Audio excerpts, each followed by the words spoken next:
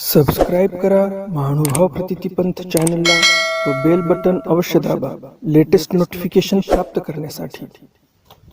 दंडवत प्रणाम। जय श्री कृष्ण। मी ईश्वरदास महानुभाव सर्वांचे स्वागत करतो आपल्या महानुभाव प्रतितीपंथ या चॅनलमध्ये। आजच्या सत्रामध्ये तुम्हाला श्री दत्तात्रय महाराजांचं एक नवीन चरित्र ऐकायला मिळणार आहे। श्री दत्तात्रय महाराजांनी भक्त प्रल्हादाला काय उपदेश केला, भक्त प्रल्हादाने काय जिज्ञासा केली, हे सर्व आपण जाणून घेणार आहोत आजच्या या सत्रामध्ये। श्री दत्तात्रय महाराजांची जे काही गुरु आहेत त्या गुरूंपैकी दोन गुरूंविषयी प्रल्हादाला निरूपणही केलं। ते दोन गुरु कोणते होते आणि त्या दोन गुरूकडून श्री दत्तात्रय महाराजांनी कोणता गुण घेतला आणि या संदर्भात प्रल्हादाला कसं निरूपण केलं, हे सर्व इत्थंभूत माहिती तुम्हाला या व्हिडिओमध्ये मिळणार आहे। आणि त्यामुळे व्हिडिओ शेवटपर्यंत बघा। शेवटपर्यंत जर व्हिडिओ पाहिला तुम्ही तर तुम्हाला श्री दत्तात्रय महाराजांचं जे चरित्र आहे, आजचं प्रल्हादाला उपदेश केलं ते चरित्र तुम्हाला सविस्तर समजणार आहे। अर्ध्यातून जर सोडून गेलं तर तुम्हाला ते श्री दत्तात्रय महाराजांचे चरित्र व्यवस्थित समजणार नाही आणि तुम्हाला जेवढं पुण्य व्हायला पाहिजे, जेवढं गोमट तुम्ही कमवणार तेवढं कमवल्यास जाणार नाही। जे तुम्हाला चरित्र पूर्ण ऐकल्यानंतर गोमट प्राप्त होईल ते तुम्हाला अर्धवट जर सोडून गेलं तर ते प्राप्त होणार नाही। आणि त्यामुळे चरित्र शेवटपर्यंत ऐका। खूपच सुंदर असं चरित्र आहे। कालचं सत्र तुम्ही ऐकलंच असेल। कालच्या सत्रामध्ये श्री दत्तात्रय महाराजांनी दैवल्य ऋषीचा गर्वहरण केला। ते चरित्र तुम्ही जर ऐकलं नसेल तर वर आय बटन मध्ये मी ती लिंक दिलेली आहे। आय बटन वर क्लिक करा आणि कालचं सत्र तुम्ही ऐकू शकता। तर जास्त उशीर न करता चला तर आज काही नवीन ज्ञानार्जन करूया। दंडवत हो।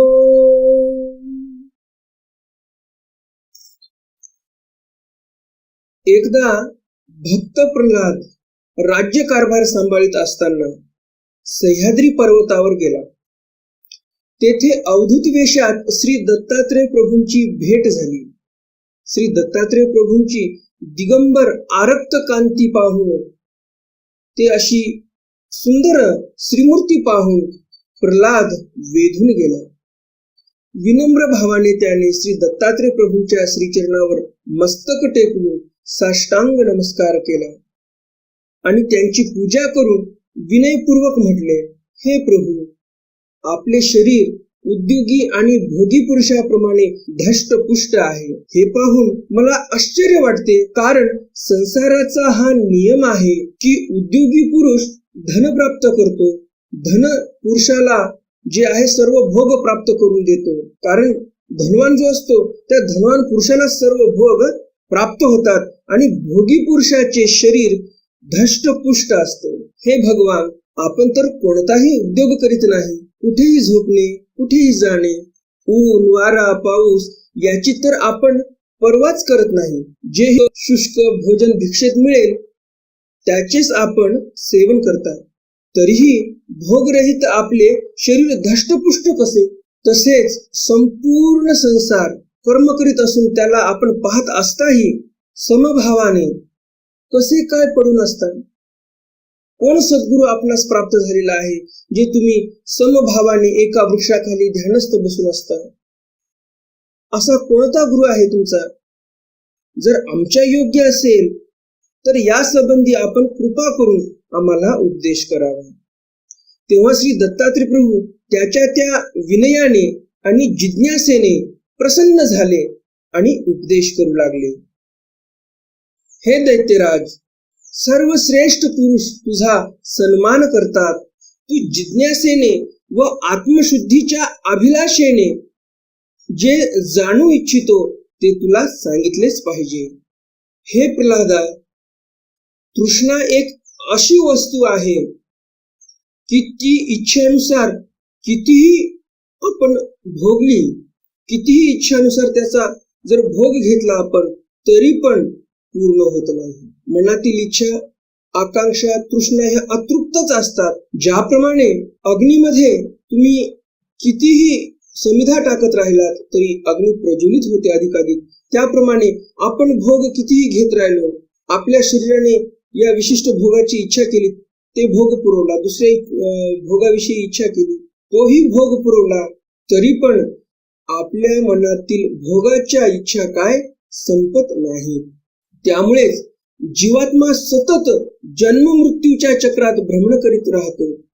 या संसारात स्त्री पुरुष कर्म तर करतातच, परंतु ज्या भावनेने सुख प्राप्तीसाठी आणि दुःख निवृत्तीसाठी ते कर्म करतात त्याचे फळ मात्र उलटे मिळते. सुखाचा नाश आणि दुःखाचीच प्राप्ती होते. त्यामुळे ते अधिकाधिक दुःखातच पडतात. हे सर्व जाणून मी कर्म करीतच नाही. सुख तर मानलेपणाचे आहे. सुख हा एक भाव आहे, तो सापेक्ष आहे, स्वभाव नाही. आणि सर्व क्रियांची निवृत्ती हे आनंदाशिवाय अशक्य आहे. म्हणून सर्व भोगांना मनोराज्य समजून मी स्वस्थ पडून असतो. ज्याप्रमाणे अज्ञानी माणूस पाण्यावरील कचरा, शेवाळे आदी आवरणामुळे पाण्याला जाणत नाही, त्याप्रमाणेच मनुष्य आपल्या अज्ञानामुळे आत्म्याचा स्वभाव जाणत नाही व आत्म्याला सोडून इतर पदार्थाद्वारेच सुख मिळविण्याचा प्रयत्न करतो. ज्याप्रमाणे अज्ञानी पुरुष जळ समजून मृगजळाला प्राप्त करण्यासाठी त्याच्या मागे धावतो, कष्टी होतो, त्याचप्रमाणे संसारात सुख समजून अज्ञान मनुष्य विषयांकडे धावतो व अधिक दुःखाला प्राप्त होतो. लोभी आणि इंद्रियांच्या अधीन असलेल्या धनिकांना मी पाहिलेलं आहे. भीतीमुळे, चिंतेने ग्रस्त असल्यामुळे ते एवढे दुःखी असतात की त्यांना झोप सुद्धा येत नाही. सर्व त्यांच्यासाठी संशयित असतात.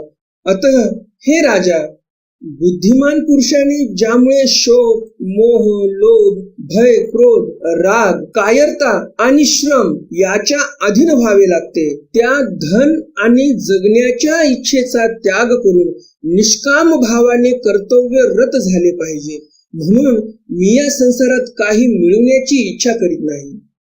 हे राजन, हा संसार त्या परमेश्वराच्या इच्छेने प्रवृत्त झाला आणि तो केवळ जीवात्म्यांनी आनंद उपभोग घ्यावा म्हणून, परंतु तो परमेश्वराच्या स्वरूपाचा आनंद अज्ञानाने प्राप्त होत नाही. त्यासाठी ज्ञान प्राप्त करून घ्यावं लागतं. ते ज्ञान प्राप्त व्हावे प्रथम संसाराचे, प्रपंचाचे, दैवी शक्तीचे, स्वतःचे आणि त्या परम ऐश्वर्यवान परमेश्वराचे ज्ञान प्राप्त करण्यासाठीच ही सृष्टी रचना झालेली आहे. या सृष्टीची रचना मी केलेली आहे. परंतु येथे जीवात्मा मनुष्य शरीरधारी असून, बुद्धिमान असून, केवळ अज्ञानतेने ज्ञान प्राप्त न करता अज्ञान मूळ कर्मे करीत अधिकाधिक बंधनात पडतो. हे प्रल्हादा, हा संपूर्ण निसर्ग अवलोकन केला तर येथील प्रत्येक वस्तू काहीतरी जाणीव करून देते, ज्ञान देते. ते प्रत्येक वस्तूचे ज्ञान मिळवीत अंतिम ध्येयाचा विचार करणे हेच बुद्धिमान पुरुषाचे कर्तव्य आहे. त्यासाठी हे सकळ चराचर मनुष्याचे गुरु होऊ शकते. एक वस्तू जे अल्प स्वल्प ज्ञान देते तेही गुरु होऊन जाते. हे राजन, माझे या बाबतीत 2 गुरु प्रमुख आहेत. एक अजगर आणि दुसरा मधमाशी. त्यांच्यापासून मी वैराग्य आणि संतोष हे गुण प्राप्त केले. अपार मेहनत करून मधमाशी मध गोळा करते, परंतु कोणीतरी येऊन तो मधुसंचय क्षणार्धात हिरावून नेतो. त्याप्रमाणे मनुष्य कष्ट घेऊन धनसंग्रह करतो, स्वतःही खर्च करत नाही, परंतु त्या धनसंग्रहाचे दुसराच कोणी हरण करतो, उपभोगतो. म्हणून मीही विषय भोगापासून विरक्त होऊन संग्रह करीत नाही. अजगर जसा निश्चेष्ट कोणतीही चेष्टा करत नाही, अजगर निश्चेष्ट पडून असतो. दैववशाने मिळेल त्यातच संतुष्ट राहतो आणि नाही मिळाले तर धैर्य धारण करून पडून राहतो. तसाच मी सुद्धा त्याचा हा गुण घेतला आहे. जे मिळेल त्यात संतुष्ट राहतो, नाही मिळाले तर चिंता करत नाही. कधी भिक्षेत कमी मिळाले काय किंवा जास्त मिळाले, कधी नीरस मिळाले काय किंवा स्वादिष्ट मिळाले, तरी केवळ प्राणाला आहार द्यायचा म्हणून मी खातो. आवड निवड करीत नाही. प्रारब्ध भोगात संतुष्ट असतो. अपेक्षा करून दुःखी होत नाही. कधी पृथ्वीवर तर कधी दुसऱ्याच्या इच्छेने त्याच्या महालात उंच गादीवर, कधी भनंग दिगंबर तर कधी सुगंधी वस्त्र प्रावरणाने युक्त माझा विहार असतो. मला न कशाची आवड आहे न कशाचा तिरस्कार आहे. त्यामुळे मी सतत समाधानी आहे. फुलमाळा असो, हत्ती घोडे असो व पैदल फिरणे असो, त्या संबंधी कधी मी विचारच करीत नाही. जे आहे ते आहे, जे नाही ते नाही. काय आहे काय नाही याचाही विचार नाही. मनुष्य स्वभाव भिन्न भिन्न आहेत हे जाणून मी कुणाची निंदा करीत नाही, कुणाची स्तुती करत नाही. मी केवळ सर्वांच्या कल्याणाचीच इच्छा करतो. सत्याची कास धरणाऱ्याने आपल्या विकारांचे चित्तवृत्तीत हवन करावे. चित्तवृत्तीला मनात होमावे. मनाला सात्विक अहंकारात होमावे. सात्विक अहंकारालाही विद्येत होऊन निर्गुण आत्मा तत्वाशी ज्ञानदृष्टीने अनुसंधान साधावे. आत्मतत्वाचे परमात्म तत्वाशी सदैव सख्य आहे. त्यामुळे ती अविद्याही ज्ञानाग्नीत भस्म होईल आणि खरा आनंद सहज प्रगटू लागेल. हे परमप्रेमी भक्त प्रल्हाद, माझीही आत्मकथा अत्यंत भिन्न आणि गुप्त आहे. लोकव्यवहार तथा शास्त्र सिद्धांताच्या पलीकडची आहे. तू परम जिज्ञासू अधिकारी भक्त आहेस, म्हणून तुझ्या आत्मकल्याणासाठी मी हे वर्णन केले.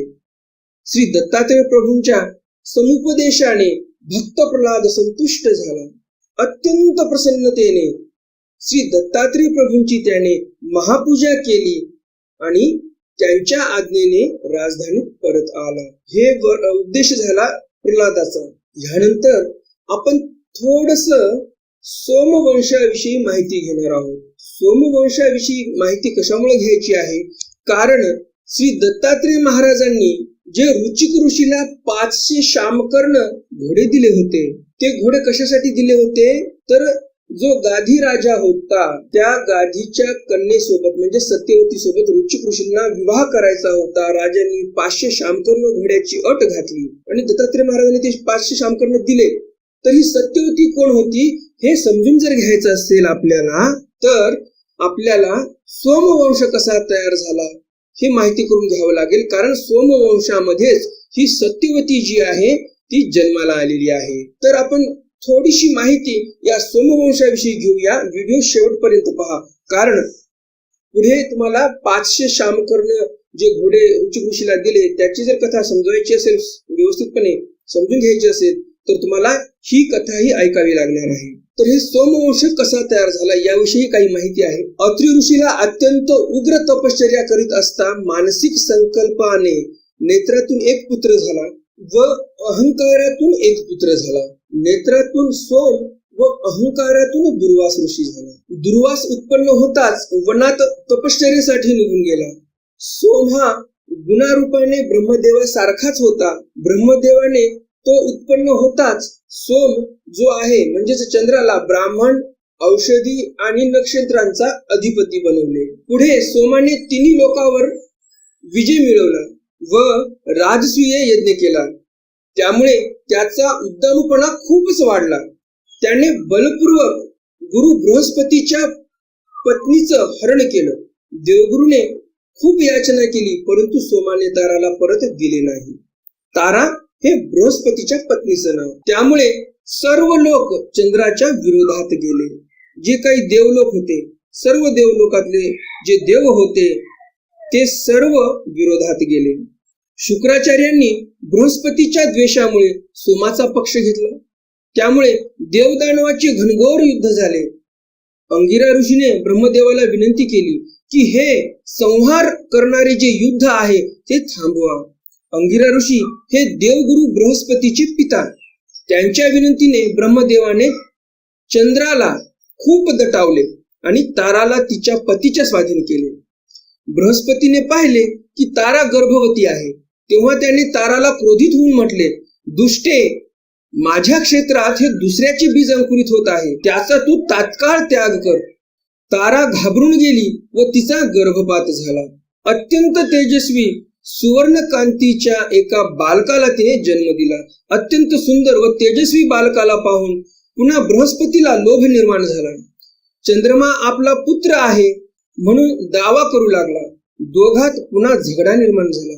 एकीकडे बृहस्पती म्हणायला लागला हा पुत्र माझा आणि चंद्रमा म्हणायला लागला हा पुत्र माझा.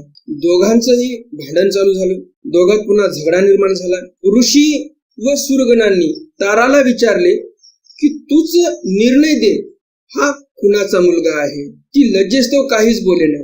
हे पाहून ते बालक म्हणाले, हे माते, तू सत्य का सांगत नाहीस?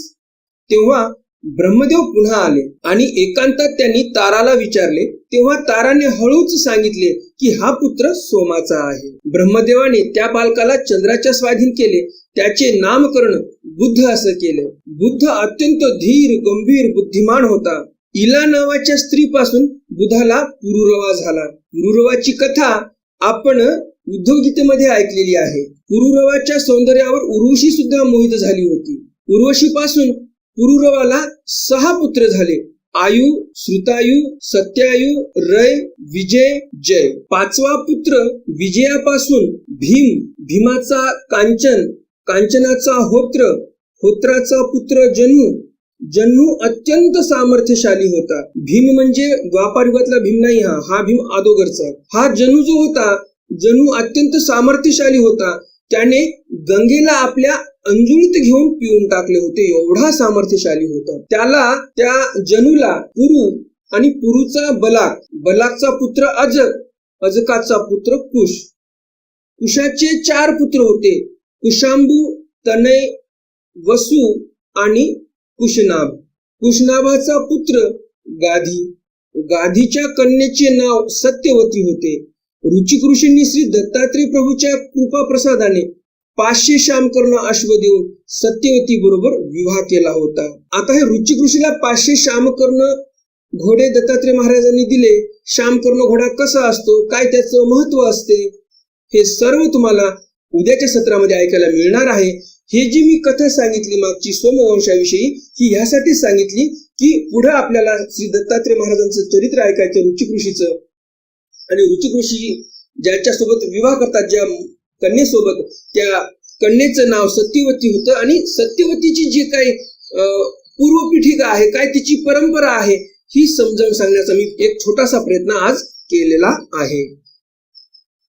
तर भेटूया उद्याच्या सत्रामध्ये. ऋचिक ऋषीला शामकर्ण घोडे श्री दत्तात्रय महाराजांनी कसे दिले, का दिले, शामकर्ण घोडा कसा असतो, काय त्याचं महत्व असते, सर्व सविस्तर तुम्हाला माहिती करून घ्यायचं असेल तर उद्याचं सत्र नक्की ऐका. तर भेटूया उद्याच्या सत्रामध्ये श्री दत्तात्रय महाराजांच्या एका नवीन चरित्रासह. तोपर्यंत दंडवत प्रणाम. जय श्री कृष्ण.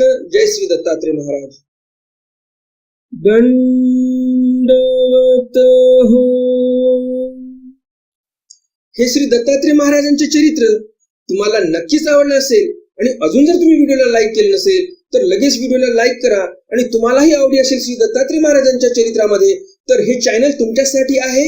मार्गशीर्ष महिन्याच्या निमित्तानं दररोज तुम्हाला नवीन श्री दत्तात्रय महाराजांचे चरित्र दररोज ऐकायला मिळणार आहे. त्यामुळे लगेच चॅनलला सबस्क्राईब करा, बेल बटन दाबा, ऑल ऑप्शन सिलेक्ट करा. म्हणजे मी श्री दत्तात्रय महाराजांचे चरित्र अपलोड केलं की सर्वप्रथम नोटिफिकेशन तुम्हाला येईल आणि सर्वप्रथम तुम्ही श्री दत्तात्रय महाराजांचे चरित्र ऐकू शकाल. तर भेटूया उद्याच्या सत्रामध्ये श्री दत्तात्रय महाराजांच्या एका नवीन चरित्रासह. तोपर्यंत दंडवत प्रणाम. जय श्री कृष्ण. जय श्री दत्तात्रय महाराज. दंडवत हो.